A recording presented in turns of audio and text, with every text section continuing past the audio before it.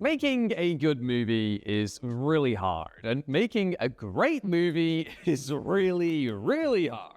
It goes without saying that no film is perfect, but sometimes movies make one huge mistake that ends up being a major talking point forevermore, enough that it detracts from everything they actually got right. Sometimes one gaffe can be so frustrating, so overpoweringly distracting, that it makes it so much harder to focus on the film's many other merits, which has unfortunately been the case with quite a few films in recent years. I'm Ewan, you're watching Whatculture, and here are just a few recent movies that made one huge mistake. First up, the awful product placement, Jurassic World Rebirth. Not content to merely be just a forgettable, watchable entry in the Jurassic Park franchise, Jurassic World Rebirth opted to infuriate many viewers right from the opening scene, which, is really bad. For those who haven't seen it, and lucky you, the film kicks off in 2008 when InGen is running a secret dinosaur lab on the remote island of Île-Saint-Hubert.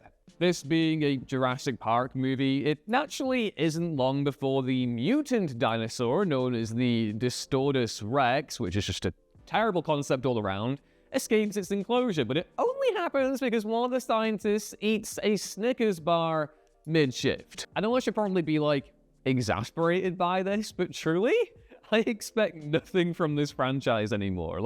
Snickers-induced dino catastrophe feels terrifyingly par for the course at this point.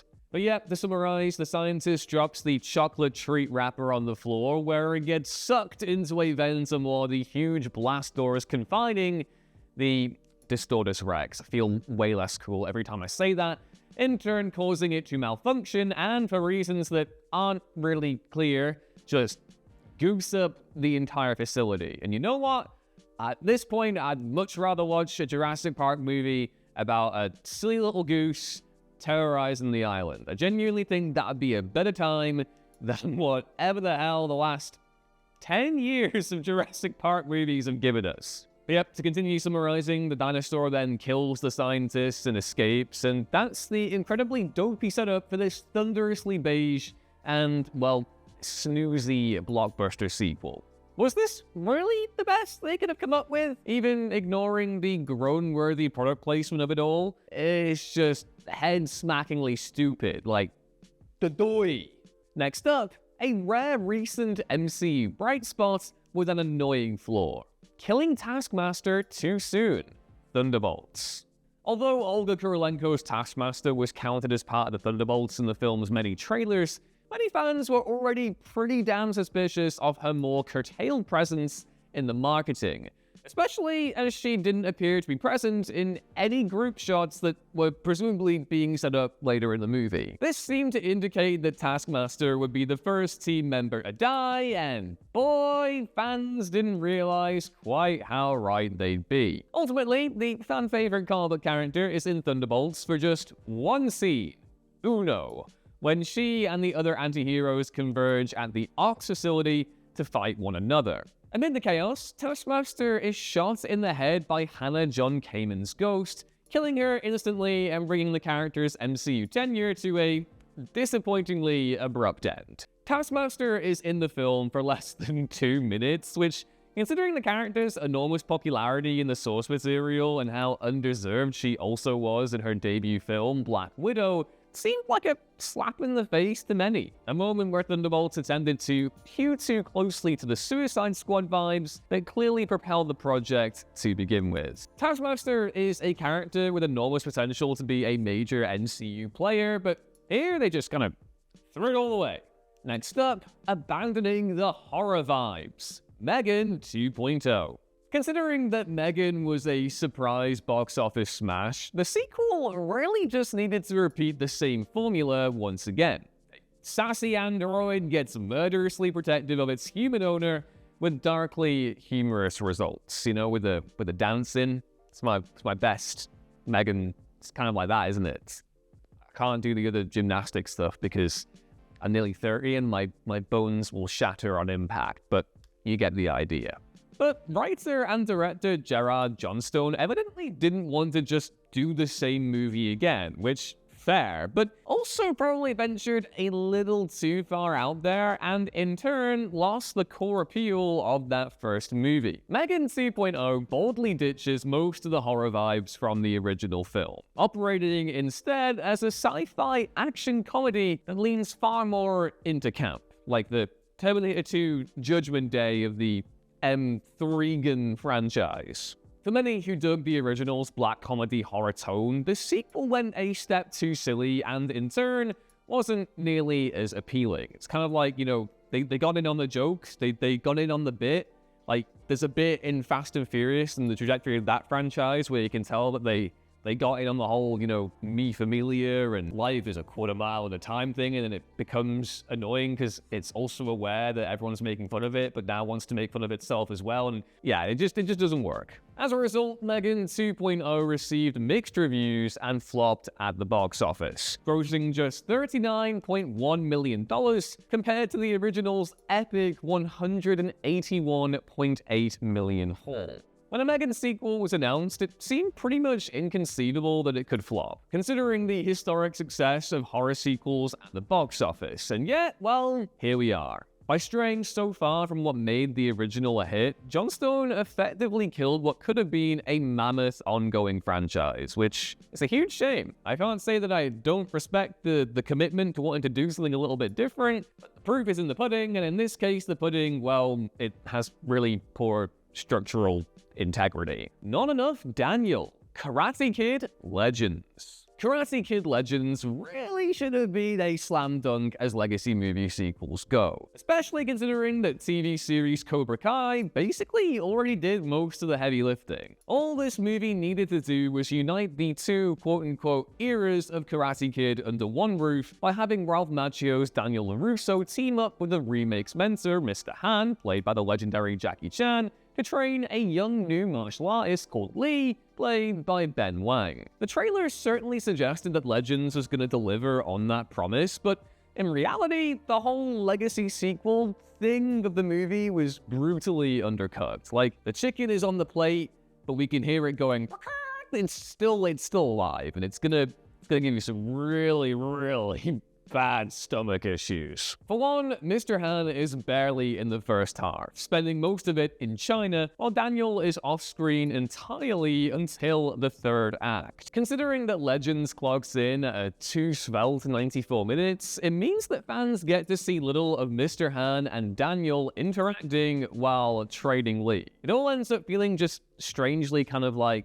bleh and inconsequential, far from the epic meetup fans were expecting when the film was first announced. Next up, the totally nonsensical twist. I Know What You Did Last Summer. The new I Know What You Did Last Summer was a woefully disappointing attempt to give the slasher franchise a legacy sequel treatment in the vein of 2022's Scream. And while the film as a whole is aggressively fine, it absolutely collapses in the final stretch with that twist, which, it's so bad. It's genuinely so bad. Like, if you haven't seen it and you want to see the twist for yourself, please do, because experiencing it in the moment was genuinely a profound moment for me this year. So skip ahead if you want to do that. Otherwise, let's get into it. And again, this whole twist thing is extra annoying because that first movie is loads of fun. A total all vibes time at the movies with a killer cast. It was a good way to make a requel. But no, we're not allowed nice things. So yeah, the actual story itself. After Sarah Pigeon Stevie is revealed to be the main killer and apparently dealt with, we find out that she had an accomplice. None other than one of the series' original main characters, Ray Bronson, played by Freddie Prinze Jr. As it turns out, Ray has basically been driven murderously insane by the town's attempts to erase the original 1997 fisherman killings from its history, as part of a wider mission to gentrify Southport, because that's what we need with an I Know What You Did Last Summer requel. We need to comment on gentrification. That's what we need. So yeah, Rey's sudden switch from legacy hero to crazed stabber is baffling and unconvincing, and ultimately tantamount to character assassination, quite literally, given that Ava, played by Chase Sui Wonders, kills him at the end. The last thing I'll say about any of this, there's good reason that the Scream franchise never made one of the OG characters a surprise ghost face. It would have gone beyond jumping the shark or knife or hook-handed implement. Whatever, this movie is bad and we should forget that it exists, preferably now. Not releasing last year, The Life of Chuck. This time last year, there was genuine buzz that Mike Flanagan's new Stephen King adaptation, The Life of Chuck, would be a serious Oscar player, given that the film won the People's Choice Award at the Toronto International Film Festival, an usually ultra-reliable indicator that a film will go on to get a Best Picture Oscar nom. But rather than capitalize on all of that buzz, distributor Neon made the ill-advised decision to push The Life of Chuck's theatrical release to the summer of 2025, by which point the luster of its TIFF win had largely worn off. And so, combined with a pretty poor marketing campaign which failed to really sell the fantasy drama to audiences, and I've got to be honest, that whole from the heart and soul of Mike Flanagan thing felt remarkably disingenuous, it's no surprise that it only grossed $16.2 million worldwide, basically ensuring it wouldn't get any Oscar traction come award season. This will actually make The Life of Chuck the first film since 2011's Where Do We Go Now to win TIFF's People's Choice Award and not translate that into a Best Picture nom, which is poor luck. If Neon had hit the ground running and pushed for a late 2024 release during peak buzz, things could have maybe been a little different. Next up, the terrible villain subplot, F1. Because a film about high-octane, competitive racing apparently couldn't generate enough drama by itself, F1 also had to introduce an awful villain subplot, where APX GP board member Peter Banning, played by Tobias Menzies, reveals that he's been scheming to sabotage the team in order to force its sale. Furthermore, Banning tries to convince racer Sonny Hayes, played by Brad Pitt, to let APX GP fail by offering him a principal role on the team following the sale, because he's just not enough of a scumbag already. It's all just a bit corny and moldy, and ultimately just pants out the film's already excessive runtime, when the focus should firmly be on the white-knuckle thrill of the actual racing. Did anyone come to F1 to watch boring subplots about mustache-twirling beam counters? It's painfully boring and clearly should have been cut during the scripting process, ensuring we all got to go home about 10 minutes earlier, and we're only thinking about how cool Brad Pitt looked in an F1 vehicle. Which he does, obviously. The movie is otherwise a terrifically entertaining racing flick, so it just about gets away with it. Too many flashbacks. Mission Impossible: The Final Reckoning. Mission Impossible: The Final Reckoning was admittedly a somewhat middling finale to the hit spy franchise for a few reasons, but most of all because it was unnecessarily bloated out with constant flashbacks to prior entries in the series. In an attempt to tie all of its dangling plot threads together and make The Final Reckoning a movie that intricately united all 8 films, much of the story is concerned with peering back over its shoulders at characters, plot points, and even MacGuffins from earlier installments. The problem is that this requires the film to constantly cut away from the present action to flash up an accompanying visual from the previous movie in question, ensuring the pacing continuously grinds to a halt. The Final Reckoning's opening passage in particular gets dangerously close to feeling like a clip show, a strange artistic choice for a film sold on its spectacle, and considering director Christopher McQuarrie's own noted disdain for fanservice.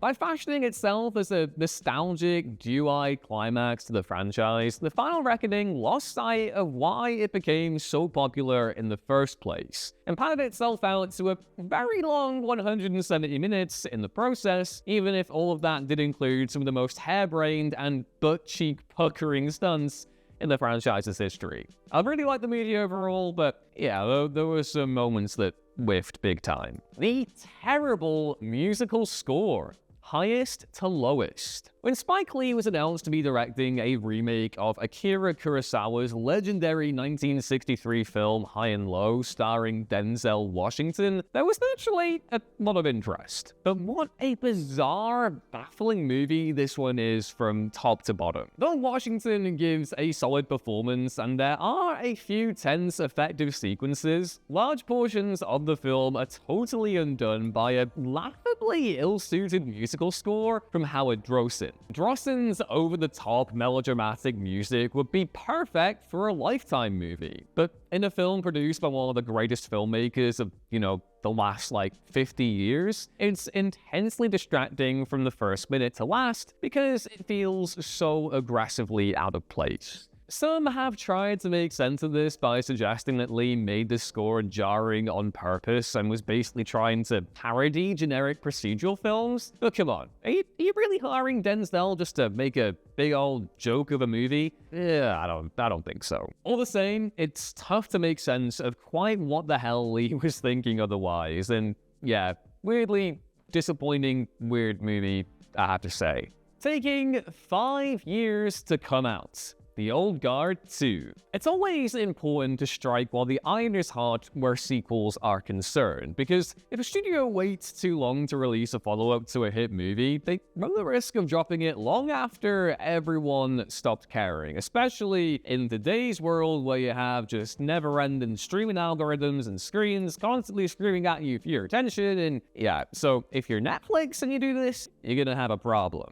And this was the case with The Old Guard 2, the sequel to Netflix's 2020 superhero blockbuster starring Charlize Theron. The original was well received by critics and also posted strong viewing figures, enough that Netflix officially greenlit The Old Guard 2 by January 2021. It seemed reasonable to assume that the sequel would be out by around 2023, but in reality, production took long enough that The Old Guard 2 didn't land until July 2025, almost 5 years to the day that the original was released. Now, of course, the impact of 2023's Hollywood strike action can't be ignored, but even so, the film wrapped shooting in September 2022, almost 3 years before it finally came out. According to Theron herself, quote-unquote regime changes at Netflix caused the film to end up in post-production limbo. And so at the time it finally came out, precious few could even remember what the hell even happened in the first film. The Old Guard 2 was ultimately panned by most critics, and the audience score wasn't much kinder. Though that didn't stop it from debuting at #1 on the streamer's top 10, which again, you just have to trust Netflix that it's being honest with these figures, so yeah, but overall, bad. The sequel overall just did the exact opposite of what it should have. It arrived late to the party and failed to cultivate much further interest in the IP, which is a shame because those comics are really fun. Next up, Killing Off Virginia, Happy Gilmore 2. Now, in total fairness, Happy Gilmore 2 was far from the disaster many were expecting it to be. An unnecessary belated comedy sequel perhaps, but it at least delivered some decent laughs and hardly besmirched the legacy of the original. It did, though, make one majorly unenforced error at its very first scene. In the sequel's opening montage, Adam Sandler's Happy reveals that his wife Virginia, played by Julie Bowen, died in a freak golfing accident when Happy accidentally hit her with one of his golf balls during a tournament. Oh, and it also happened on Mother's Day to somehow make it even worse. Considering that Virginia was a well-liked character from the first film, it left a sour taste for some fans, many feeling that it was basically a lazy, unimaginative way to unpick Happy's ending in the first film. The marketing also made it seem that Julie Bowen had a much larger role in the film, so for her to exit it in its first 3 minutes, especially after all that success with Modern Family 2, just a big bummer. On the way, the nightmare-fueled dwarves, Snow White. Disney's live-action remake of Snow White was hardly great, but there's one creative decision which tanked the film in the eyes of many, making the iconic Seven Dwarfs CGI creations realized through performance capture. Disney ultimately decided not to hire dwarf actors to play the beloved characters, which itself generated a contentious discourse online because of course it did. On one hand, actor Peter Dinklage argued that casting dwarf actors to play the characters only furthered unsavory stereotypes, but much of the dwarfism community opposed Dinklage's remarks, noting that the roles would have presented a major opportunity for dwarf actors in a major studio blockbuster. It's certainly a nuanced and complex issue, and regardless of which side you come down on, it's tough to argue with how off-putting the final result looks. Like, I know that all the Disney live-action movies look bad, but this one looked especially bad. Like, seriously, the dwarves here kind of just go straight into the uncanny valley in a kind of like Polar Express kind of way. It just doesn't look good. And considering the dwarves are the single most iconic aspect of the Snow White story, to get them so wrong on a fundamental artistic level basically causes the entire movie to collapse on itself. Especially when you then, throw Gal Gadot into the mix, because yeah. The insane budget. Black Bag. Steven Soderbergh's new film, Black Bag, is an expertly crafted crime thriller with one of the year's most enviable ensemble casts, touting a roster including Cate Blanchett, Michael Fassbender, Marisa Abela, Tom Burke, Naomi Harris, Reggie Jean Page, and Pierce Brosnan. That is just a great old cast all around. Now, even accepting that Focus Features didn't give the film much of a marketing push despite it receiving rave reviews, and the movie is wonderful, folks, go watch it, Black Bag ultimately flopped at the box office because its budget was so alarmingly high for a movie of this type. It ended up costing a whopping $60 million, and all the salaries for A-listers like Blanchett, Fassbender, and Brosnan, as well as Soderbergh himself, likely ate up a large chunk of that price tag. It still seems pretty excessive considering that the bulk of the film takes place in just a few different locations. And given that the spy thriller isn't exactly box office dynamite these days, the smarter play would have probably been to give the cast a lower upfront salary with back-end participation instead. Though, of course, there's no guarantee they all would have agreed to that. Either way, there wasn't much prospect of a $60 million spy movie making the $120 million plus it needed to be a box office hit. Black Bag ultimately topped out at a disappointing $43.4 million, which is a huge shame. Come on, guys. Steven Soderbergh is one of our best filmmakers working at the minute. Let's all get behind him for the next one, please, I beg you. Pierce Brosnan's miscasting. The Thursday Murder Club. Netflix's recent film adaptation of Richard Osman's hit murder mystery novel The Thursday Murder Club was generally well received by critics who were perhaps less familiar with the source material, though the general audience response was considerably more mixed. One of the big issues that many fans of Osman's novel had was the casting of Pierce Brosnan as Ron Ritchie. Though Brosnan is obviously a terrific actor, few had pegged him as a natural fit for the rough-around-the-edges former trade unionist. In fact, ever since the book was released, a popular fan cast has been Ray Winston. And to hammer the point home, even Brosnan himself admitted that he pictured Winston as Ron while reading the script and wasn't really sure why he was offered the part. Ultimately, Brosnan gives a decent performance, but he never really convinces as Ron off the page. And considering how pitch perfect the movie's casting was otherwise, he can't help but stick out as a sore thumb. It feels like Brosnan was cast more for his overwhelming popularity than because he was absolutely right for the part, and given that there's an entire series of books to adapt, we're presumably stuck with this casting choice for the foreseeable, which is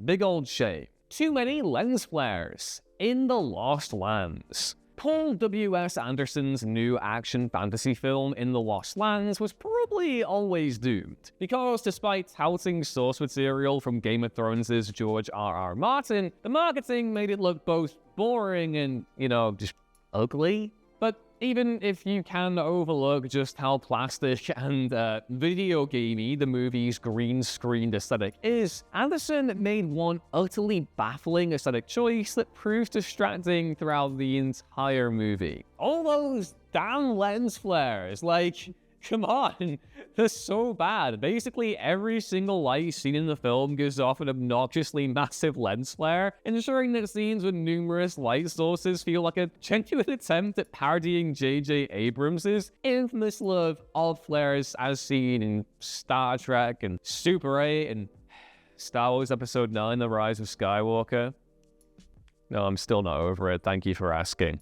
But yeah, this is a bold aesthetic choice, but ultimately one that falls flat because it's just intensely distracting in every single one of the movie's scenes. If it's pulling the audience's attention away from the story, characters, and action, then it's clearly failed in its artistic intent. That unconvincing twist. Relay. David Mackenzie's riveting new crime thriller Relay follows Riz Ahmed's Ash, a fixer who attempts to help a whistleblower, Sarah Grant, played by Lily James, safely escape the clutches of the corporation she planned to expose. For its first 2 acts, Relay is a deliciously tight and engrossing espionage thriller for the modern age, but falls off hard in its final reel when the audience is asked to buy a plot twist that's just a bit too silly for its own good. After Sarah is kidnapped by operatives hired by the corporation, Ash races to rescue her, only for Sarah to taser him, revealing herself to actually be the leader of said operatives. As it turns out, the events of the movie were actually part of an elaborate sting intended to trap Ash himself because of another deal he brokered between a whistleblower and a company at the start of the film. The company in question enlisted Sarah to cook up a fake whistleblower plot, using herself as a honey trap to lure in Ash and find out his identity. Though eagle-eyed viewers might actually figure out the twist ahead of time, that doesn't really make it any less ridiculous. It strains credibility enough that it's ultimately tough to take the rest of the film seriously at all, which is kind of similar to a espionage movie from the 80s, No Way Out, with Kevin Costner and Gene Hackman, because if you know, you know. I won't spoil it here, but if you know, you know. Too much CGI gore. The Toxic Avenger. The new, long-delayed remake of Troma's trashy horror classic The Toxic Avenger was actually a pretty fun time for the most part, but it fell down in one key area. All that damn CGI gore. Considering that the original 1984 film is packed with practical blood and guts, it seemed like a given that this largely reverent love letter to that film would sing from the same hymn sheet. But while there is some practical effects wizardry throughout the remake, there's also a massive reliance on digital gore, which just doesn't hit the same. Presumably for budgetary or logistical reasons, the more elaborate kill scenes typically defer to distractingly video-gamey gore effects, which, rather than disgust audiences while leaving them marveling at the amazing effects, end up just feeling a bit empty and not squishy. All forgettable CGI doesn't really feel like it fits the Troma ethos either, a shame considering how well the movie nails the original film's schlock-happy vibe otherwise. Not making Al Pacino overact. The Ritual. Expectations were pretty much through the floor for The Ritual, because despite being an exorcism movie starring Al Pacino and Dan Stevens, distributor XYZ Films barely marketed it at all and screened it for just a small handful of critics before its premiere. While the film was unsurprisingly panned by most, there was at least the curiosity of Pacino's casting to consider. That as German-American priest Father Theophilus Reisinger, the legendary actor would be given free rein to ham it up for the cheap seats and give an old-timer rendition of Al Pacino overacting. You know, the whole, that kind of thing. Oh, we come for that. We love that so much. But the big surprise here is that Pacino strangely plays the role totally straight, giving a gloomy, dramatic performance that's probably the furthest thing from what most people watching a Pacino exorcism movie actually wanted. And so, a low-energy Pacino only makes this already snoozy horror flick even more of a dull chore to get through. The terrifying CGI baby. The Fantastic Four: First Steps. The Fantastic Four: First Steps wasn't a great movie by any means, but it was a decent enough introduction to the MCU's iteration of the cinematic quartet. Yet, it also proved the inescapable truth that even a $200 million movie can't give audiences a convincing CGI baby. A major subplot of the movie involves Galactus wanting to take custody of Invisible Woman and Mr. Fantastic's newborn son, Franklin. And while many real babies were used on set, there were obviously limitations to how much they could participate in the more elaborate movie sequences. And so, for more complex interactions with Franklin, a digital double was used. A totally sensible decision for the sake of both safety and logistics. The problem, though, is that Franklin looks, rough. The CG double is unfortunately reminiscent of the Uncanny Valley baby from the Twilight franchise, where Franklin is so obviously artificial that it becomes distracting at best and downright kind of creepy at worst. In a film that gets so many tricky CGI characters right, namely The Thing, Galactus, and Silver Surfer, Fantastic Four makes it painfully clear that digital babies just aren't quite ready for the prime time yet. And last up, changing the ending, The Long Walk. The Long Walk is, for the most part, an outstanding adaptation of Stephen King's novel, and all the more impressive considering how challenging King's source material is to adapt. But it's also fair to say that the story's tricky ending is where the film finally falls down, opting for a decidedly more Hollywood ending in favor of the book's bleaker and more ambiguous one. In the film, Cooper Hoffman's Ray decides to sit down and die, making David Johnson's Pete the winner of The Long Walk. After this, Pete asks for a rifle in victory and promptly shoots the Major, played by Mark Hamill, to death before disappearing into the night.